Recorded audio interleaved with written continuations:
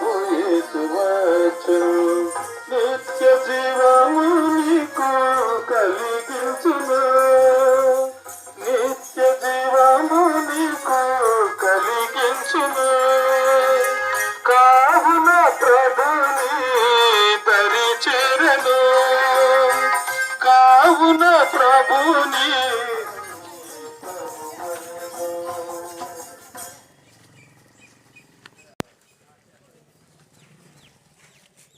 స్నేహితులారా, ఉదయకాలం ఇలాగున ప్రభువైన యేసుక్రీస్తు వారిని గురించిన సువర్తమానం మీ వినికిడిలో తెలియజేయడానికి ఇలాగున వచ్చిన వారం ఉంచారు.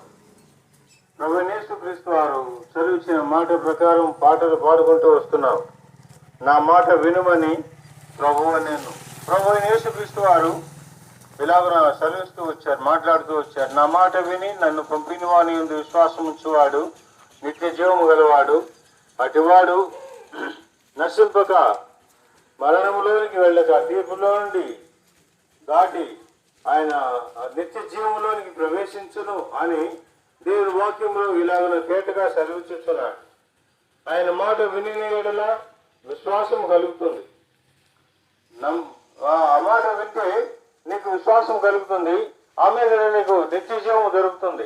అదే ప్రభువైన యేసుక్రీస్తు వారు ఇలాగను సెలవిస్తూ వచ్చాడు. లోకంలోని మానవులందరూ పాపములు కలిగిన వారే అని దేవుని వాక్యం సెలవిస్తున్నది. ఏ భేదము లేదు, అందరిలో పాపం చేసి దేవుడు అనుగ్రహించే మహిమను పొందలేకపోతున్నారు అని దేవుని వాక్యము తేటగా సెలవిస్తున్నది.